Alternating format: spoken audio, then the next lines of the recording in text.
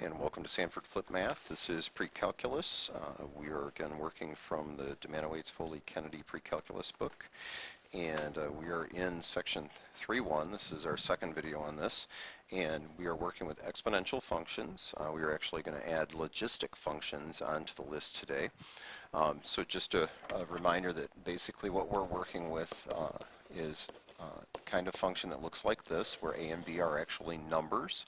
Remember that b has to be greater than 0, and b can't be 1 because then we don't have a meaningless function. 0a is the initial value or the y-intercept, and if the base is bigger than 1, it's exponential growth.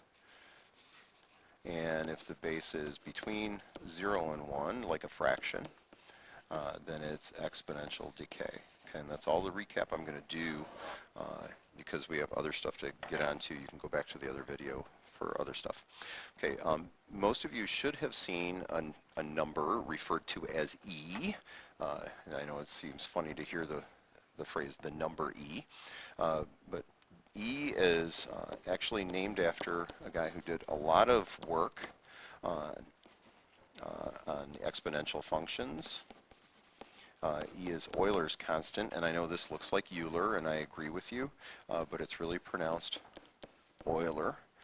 Okay, so you don't want to look like a doofus in front of other people who actually have a clue, so we're going to say that Euler.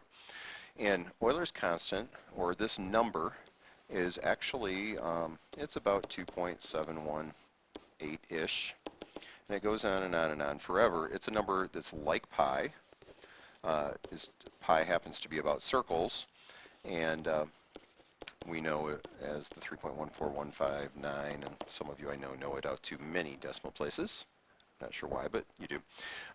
It has similarities to pi in the fact that it's an irrational number and it comes up out of natural, normal things. I'm going to do just a speedy little excursion with you. And what I'm doing is typing in 1 plus 1 over x to the x, and it's obviously not obvious why this is, but please note that this is a form of an exponential function, kind of. It has this, it's to the x power, okay? And what we're going to do is take a quick peek at the graph, and there it is. And I'm going to do a little bit of tracing on this, and and what I need you to see is what's going on with the y values as we go along here. Okay, and 2.5-ish. Okay, this is not going to work for me to sit here playing around like this forever. So I tell you what I'm going to do. I'm going to cheat, if I can get this thing to stop. Okay, we're just going to let it catch up, I guess. Okay, here we go. I'm going to change the window. I'm going to go from 0.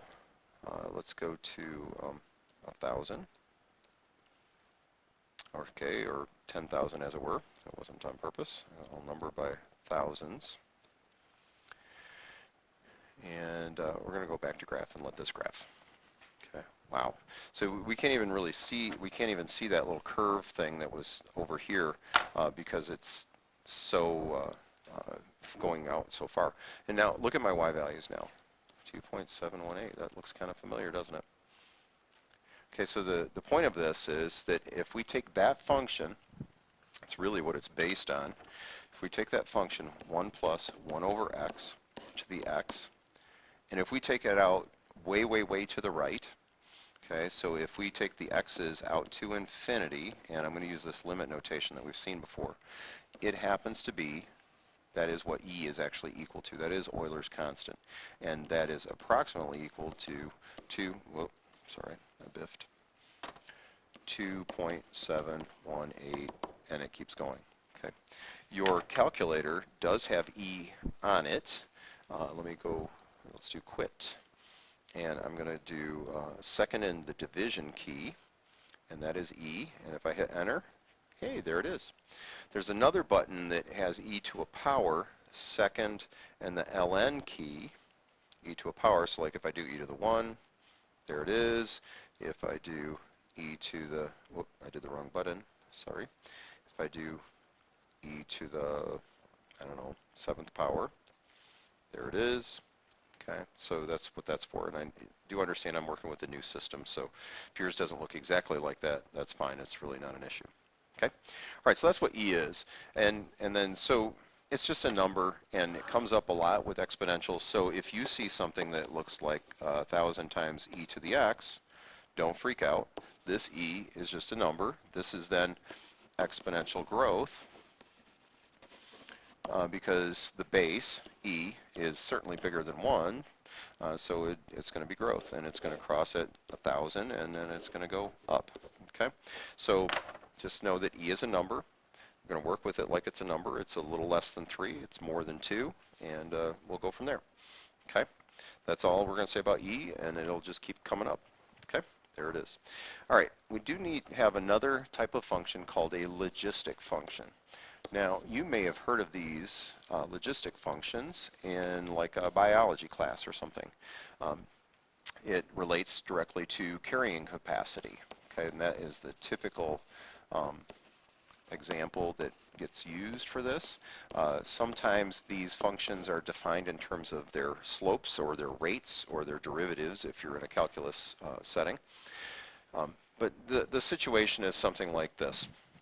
Let's say we have some lovely island out in the somewhere, I don't know, in the middle of a lake or something, but it's a big enough island that it has deer on it or something. Okay, and okay, so here's one of my deer, and thank you, my dear. So there are lots of deer, and the idea is that this island has a fixed amount of area, so it only has so much vegetation and food and such available. So we can't have like 1,000,000 deer on there. For one, there's just not enough space, and there's not enough food for them. So there's only a certain amount of resources, certain level of resources available. And so typically there are equations. So let's say the carrying capacity, or in other words, the maximum that we could have, let's say, is 50 deer. Deer, D-E-E-E. Okay, and let's say right now we happen to have, let's say, 10 deer, but we know it can handle more than that. Okay, well, I might have an equation that looks like this, and so there's our 50, and I might have 1 plus, let's say, 10 deer, so I need that to be a 4, and let's say this is 0.8 to the x, something like that. Okay, so we're just going to take a quick little look at what this graph looks like. Okay, so let's look at that in the calculator. And so I've already typed it in, and I'm just going to do a standard screen just to start. And looks like exponential growth right now. Okay, I'm going to play around with my window a little bit. Let's take my x's out to maybe, I don't really know how far to go out, so I'll just go to 20. And then for y's, I'm going to go up to 60. And let's just see what that looks like. Something like that. Oh, now we're coming. Oh, wait, it turned the other way. What's going on? All right, I'm going to make one other little adjustment to the window, well, a couple of adjustments. Okay, first of all, I'm going to go out a little bit farther, so I'm going to go out to 40. My axis is looking a little goofy, so I'm going to number it by 5s here. And I'm going to number this by, I guess, 5s also. Okay, let's hit the graph. So what I need you to see here is notice how this thing is leveling off. Okay, let's see if this will let me draw on it. Okay, so 1, 2, 3, 4, 5, 6, 7, 8, 9, 10. I guess it's not. Okay, that's mean. All right, thank you. Okay, it looks to me like it's somewhere around here. It's kind of flattened out. I don't know exactly where that is. I think I numbered by 5, so 10, 15, 20, 25, 30, 35, 40, 45, 50. Okay, now this is going to cover up the screen a little bit, but go back and look at your equation. Notice there's a 50 in the numerator. That is that carrying capacity, and what's going on is the graph as it goes up, it starts approaching that, and there is a horizontal asymptote. So there's actually a horizontal asymptote up here at y equals 50. Now, probably worth noting, let me do this. I'm going to go to negative 40 in the x's. Okay, let me get rid of that because my curve is in a different spot now.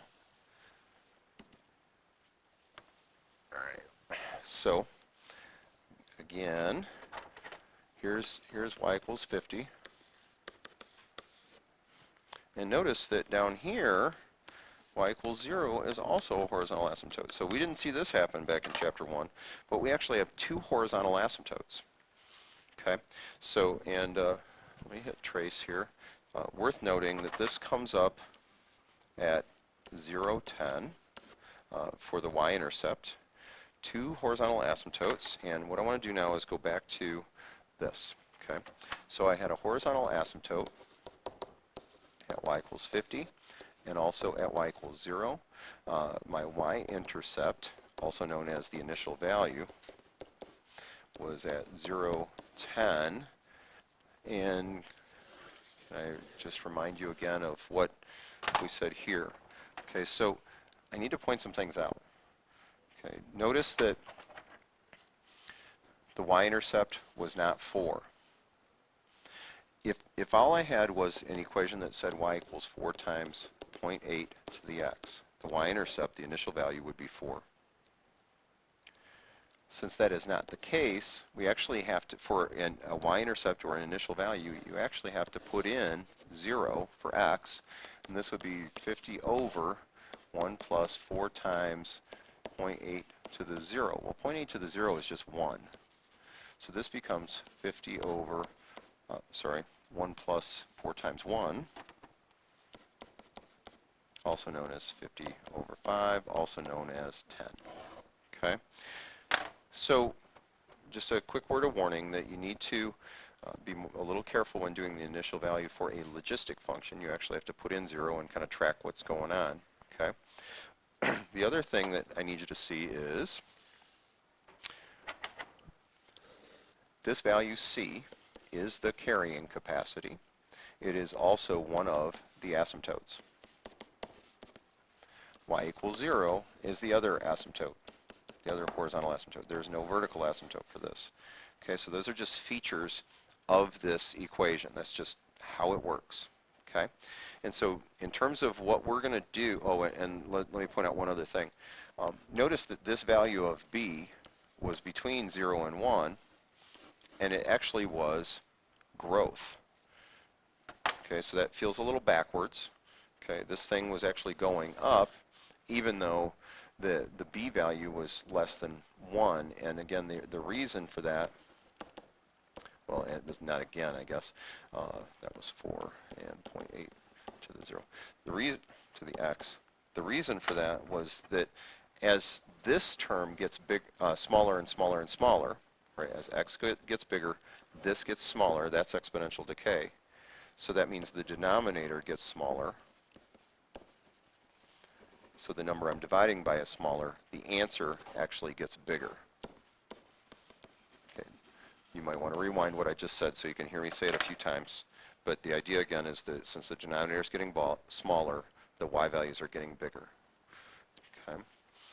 All right, so we should probably look at a clean example.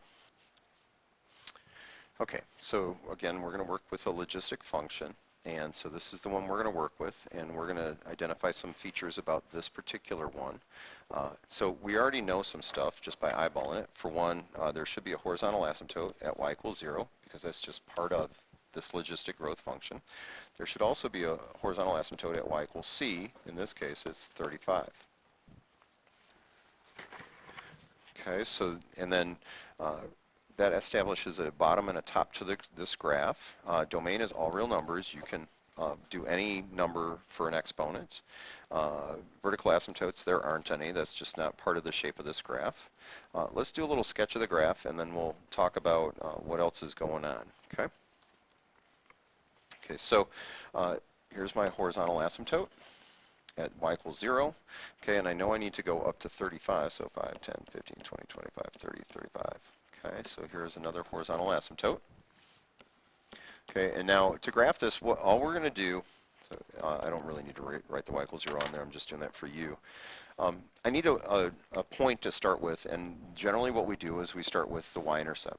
So I'm going to put 0 in here for x. 0.2 to the 0 is 1. 6 times 1 is 6. So this really just ends up being 35 over 7, which is 5. So 0, 5. Okay, remember I numbered these by 5s. Okay, so 0, 5 is where it's going to start. Because this base, this b, is less than 1, and everything's backwards on this one, I know that it's really going to be exponential growth. So all I'm going to do is sketch this in, and I'm not going to worry about the rest, of how exactly it fits. Now, if you want to, we could certainly put in some x values and get a point or two or whatever along the way, and that's fine. Okay, so let's talk range now. The range is everything between these two asymptotes, but it never gets to either one of them.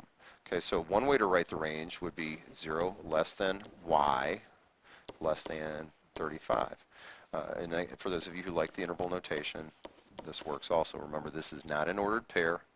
That is saying all of the y values between 0 and 35. Okay, and that's pretty much it for that.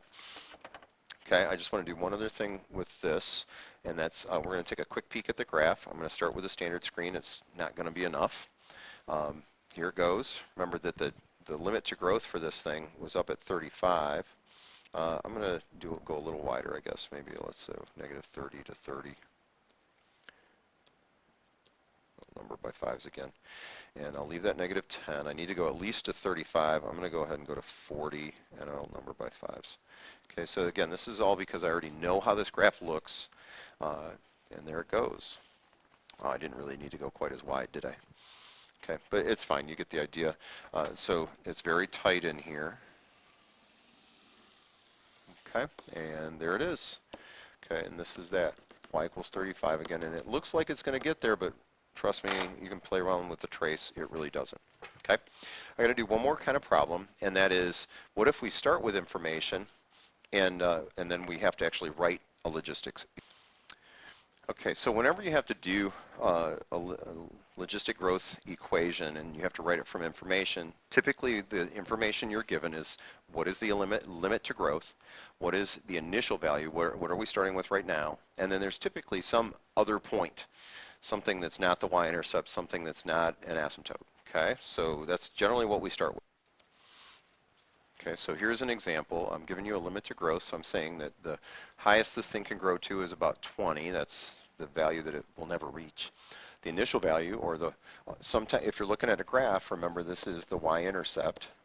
Okay, and then there's some other point. Okay, now that limit to growth, that top one is a horizontal asymptote, and in this case it'd be y equals 20. Now remember that there's a direct connection between that limit to growth and C. I'm going to also tell you that the next thing that we're going to find is we're going to use the initial value, and we're going to find A next. And then finally, lastly, we will use the other point, and we will find B. Okay, so we start with the limit to growth. It's the easiest thing to do. Then we use the initial value or the y-intercept because of the 0, and then we use another point. And always we end up finding them in this order. We find, basically, we find a cab, we find a taxi, we find C, then we find A, then we find B. Okay. Well, the cool thing about the limit to growth is it is C. This is the only one that actually is directly what you're trying to find. So automatically, I already know that this is y equals 20 over 1 plus A b to the x. Okay, so now next up we're going to use the initial value 0, 5, and we're going to find out what a is. Okay, so this becomes I'm going to use 5 for a y value, and then 20 over 1 plus a b to the 0. Now what's great about 0 is b to the 0 is 1. So really this is just the same thing as 5 equals 20 over 1 plus, well, a times 1 is just a. Now, I need to do a little bit of work, kind of like what we did back in Chapter 2. I'm going to multiply both sides by 1 plus a, and I'm going to do it the official way first. So here's 1 plus a times 5 equals 20. I'm going to divide both sides by 5. You can distribute if you want. I'm just not going to, because this is 4 and a equals then 3. Okay, so I know c and I know a. Okay, so if you're coming in halfway through this screen, you're going to be wondering why I'm over here on the left. Is because I started at the top and worked straight down. Okay, so the last thing I'm going to do now is find b. So let me put in what I have so far. So I know it's 20 over 1 plus 3 times b to the x. Okay, and then I'm going to put in this last point, and this is where the ugliness generally rears its ugly head. That's kind of redundant, isn't it? Sorry, that's 20 over, oh, sorry, I need to rewrite that. It just looks like a jacked up mess. Okay, 20 over 1 plus 3 times b to the third. All right, so I need to solve for b. And this one, there's really no way around doing this. I need to multiply both sides by 1 plus 3b to the third.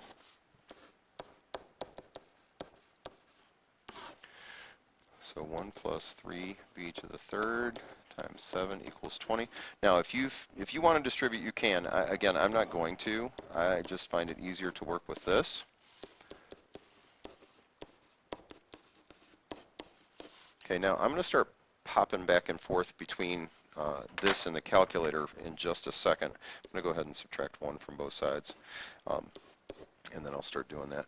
And I need you to get comfortable with your calculator where you can just keep typing and not clear it and retype stuff. Okay, so 20 over 7 minus 1 is what I need to do here. All right, let me get rid of my ink.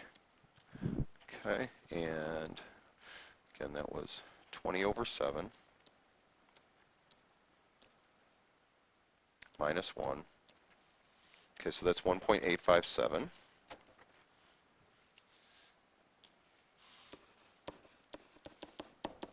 Now, we're going to be doing a lot of this in this chapter. I'm writing this, but in my calculator, I'm going to keep the whole thing. I do not want to do any rounding until the very end. Okay, so I'm going to write a little dot, dot, dot there so you know that I'm keeping the whole thing in my calculator. I'm going to divide by 3. So b squared equals, okay, I'm going to pop over to the calculator. Okay, so that last answer, I'm going to divide by 3. I just hit divide by 3, 0.619. Okay, now I need b equals, and so I'm going to take the square root of both sides. Now, technically, this is absolute value of b. Whenever you take the square root of a variable squared, it's absolute value. Okay, so I'm going to do the square root of that answer. So I'm going to do second square root. Answer is the second and the negative key. So 0.786 something or other.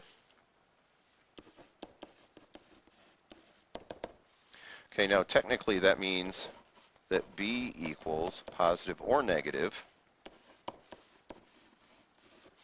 Okay, and we've already discussed that the base is going to be positive. So I know the b is 0.786, and it keeps going now. Just one other thing I need to check, and that's how to round this, 7867. Okay, so this is my final, the final thing that I need to record. So I'm going to put 0.787 for the nearest 3 decimal places. Okay, now I still need to go back and put this together. Okay, so the logistic function is y equals, I believe it was 20 over, 20 over 1 plus 3b to the x. Okay, and we are done. Okay, I'm not going to recap anything because I need to get off this computer. Because Sorry, I'm making a mini series now, it turns out, and Martez will be very happy about that. So thank you very much, and we'll deal with any questions you have in class, but that is the process. You probably want to watch that more than once. Thanks for coming. Bye.